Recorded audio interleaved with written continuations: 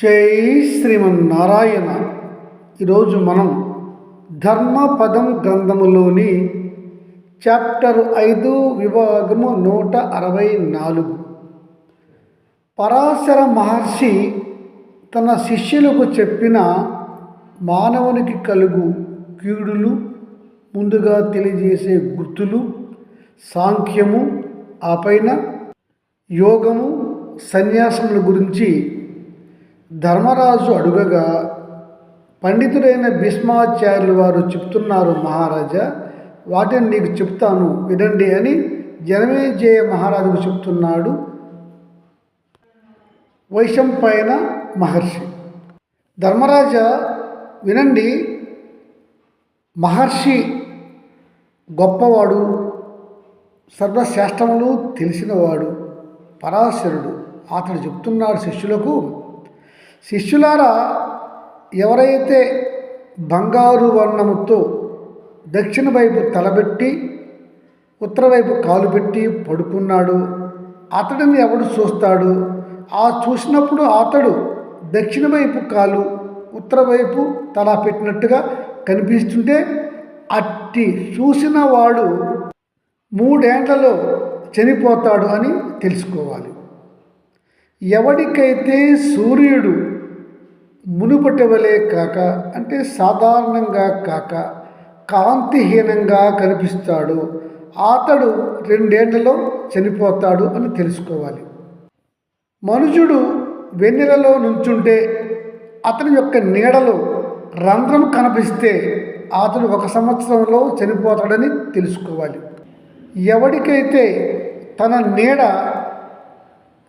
తల లేకుండా ముండంగా కనిపిస్తుందో అతడు 6 నెలల్లో చనిపోతాడు అని తెలుసుకోవాలి.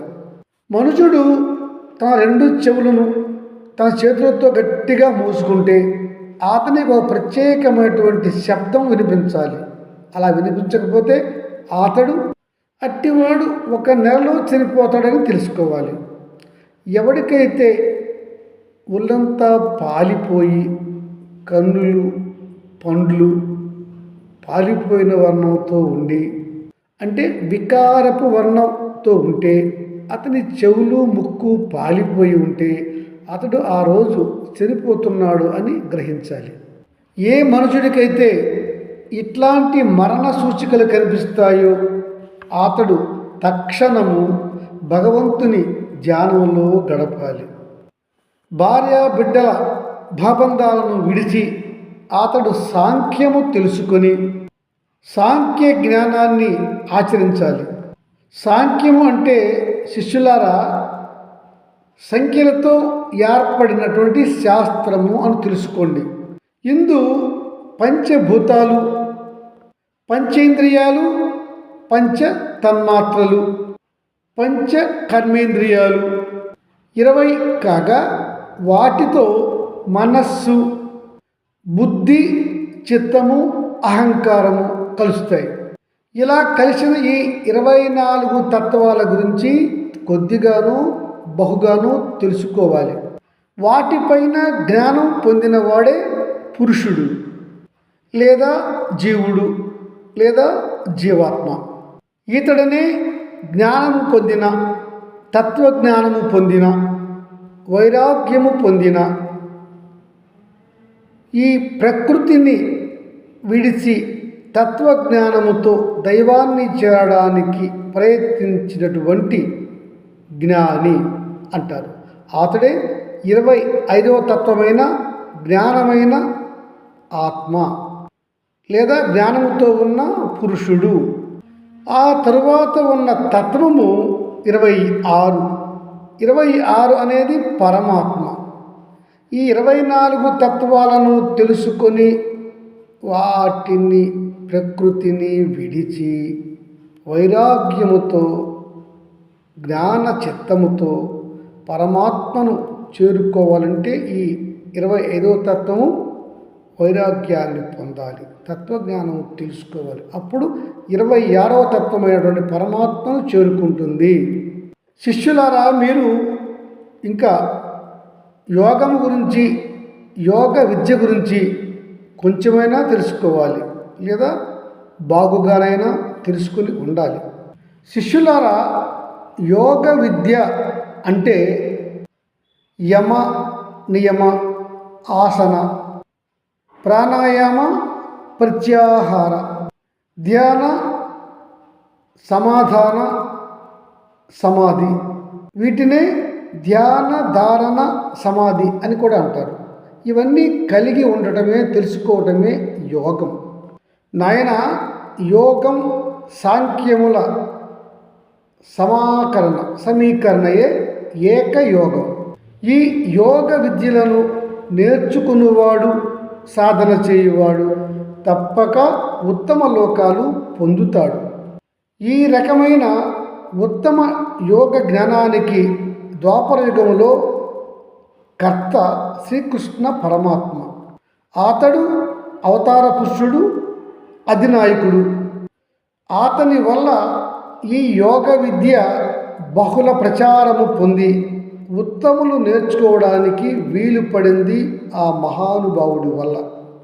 ధర్మరాజా ఇలా చెప్పిన తరువాత ఇంకా పరాశరులు వారు తమ శిష్యులకు ఇలా చెప్తున్నారు, వినండి. శిష్యులారా, ఎవరైతే ఇంద్రియాలను నియంత్రించుకోగలరో వారే యోగి.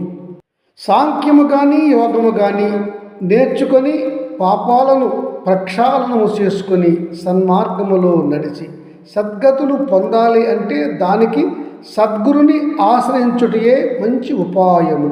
శిష్యులారా, సంసారం అనే ఈ సముద్ర మొసళ్ళ నుంచి తప్పించుకోవాలి అంటే మానవునికి గల కోరికలు, ఆశలు, భార్యాబిడ్డలు, సంసారము అంతా బంధనములు అని తెలుసుకోవాలి. ఇట్టి బంధనాలను దాటాలంటే ఉత్తముడైన గురువును ఆశ్రయించి ఉత్తముడనే గురువు అనే నావతో ప్రయాణించి వీటిని దాటాలి.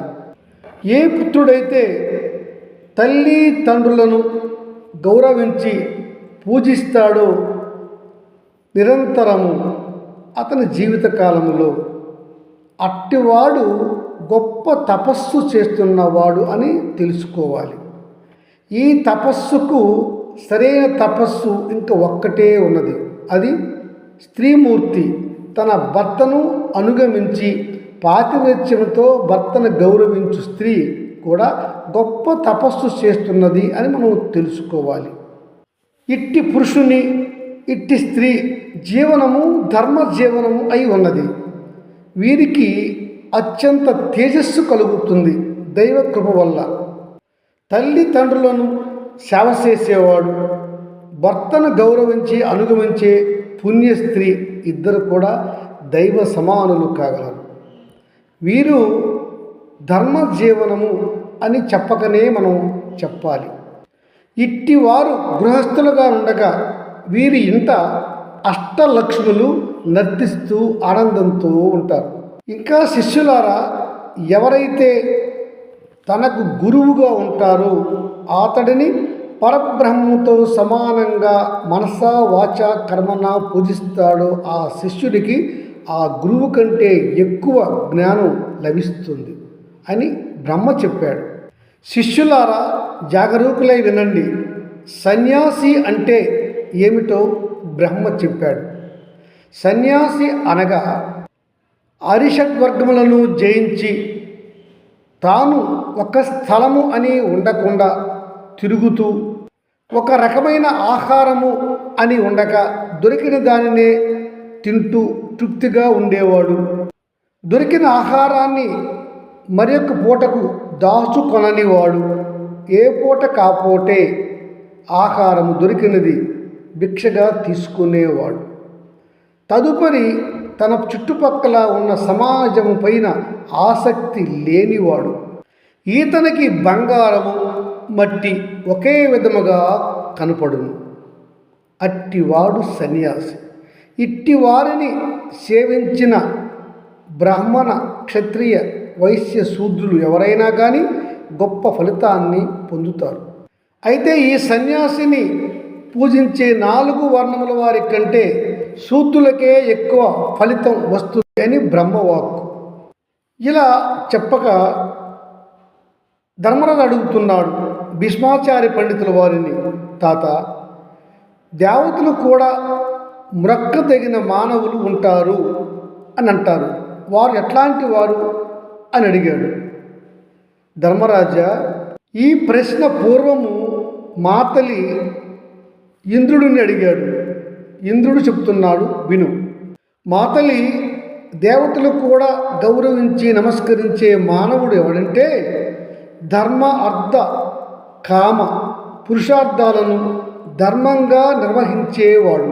సుందరమైన పరస్త్రీలు పురుషుడిని కోరి రమించ పిలిచినా కూడా కామరహితంగా ఉండి సంగమించని వాడు. అంటే ఇక్కడ ఆ పురుషునికి తగిన శక్తి, అందము ఉన్నది. అయినను పరస్త్రీలతో అతడు అందమైన వారైనా సరే రమించ ఇష్టపడడు. తను శాస్త్రరీత్యా వివాహము చేసుకున్న స్త్రీతోనే పడక సుఖము పొందేవాడు. అదిను కూడా శాస్త్రరీత్యా అతడు బ్రహ్మచర్యాన్ని పాటిస్తున్నాడు అన్నమాట. శాస్త్రరీత్యా బ్రహ్మచర్యం అంటే నిషిద్ధమైన ద్రములలో భార్యతో సంగమించడు.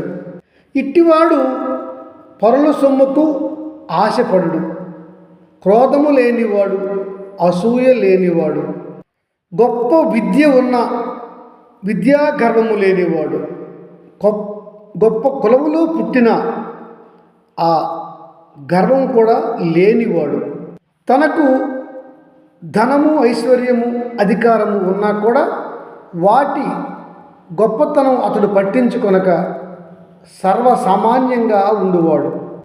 అంటే వాటి వల్ల గర్వము అతనికి లేదు అని తెలుసుకో మాతలి. ఇంకా ఆ పైన సత్యవ్రతము, అహింసావ్రతము, ఏదైనా ఒక తపస్సు కలిగి ఉన్నవాడు గొప్పవాడు, ఉత్కృష్టమైన పురుషుడు. అతడిని దేవతలకు కూడా నమస్కరిస్తారు, పూజిస్తారు. ఏదో ఒక తపస్సు అంటే మాతలి, తపస్సులు పలు విధములుగా ఉన్నవి. అరణ్యాలకు పోయి ముక్కు మూసుకొని తపస్సు చేసుకోవటం, తల్లిదండ్రులను అనుదినము సేవించడము, భర్తను అనుదినము సేవించడము, అహింసతో జీవించటము, సత్యవ్రతం పాటించటము, ఇలా అన్నీ కూడా తపస్సులే. మాతలి, ఇట్టివారు దానములు చేస్తారు. ఆ దానములు బయటికి తెలియవు. గుప్త దానములు చేస్తారు, అర్హులకే దానం చేస్తారు. ఇట్టివారు జనకుడు, శిబి, హరిశ్చంద్రుడు, శ్రీరాముడు, ప్రవరుడు, ద్వాపరయుగములో శ్రీకృష్ణుడు ఇలాంటి వారు ఉన్నారు. దానములలో ఉత్తమ దానము ప్రజలకు ఉపయోగమైనటువంటి తటాకాన్ని నిర్మించుట. దాన్ని ప్రజలంతా ఉపయోగించుకుంటారు కనుక ఇది గొప్ప దానం. ఇంకా చెరువు గట్టుపైన ఫలవృక్షములు, నీడ వృక్షములను నాటించువాడు ఆ చెరువు దవ్విన వాడికి వచ్చిన పుణ్యములో 10వ వంతు పుణ్యాన్ని పొందుతాడు అని చెప్పుకొచ్చారు. ఈ విషయాలను ధర్మరాజుకు చెప్పాడు భీష్మాచార్యులు వారు అని వైశంపాయనుల వారు చెప్తున్నారు జనమేజయ మహారాజుకు. జై శ్రీమన్నారాయణ.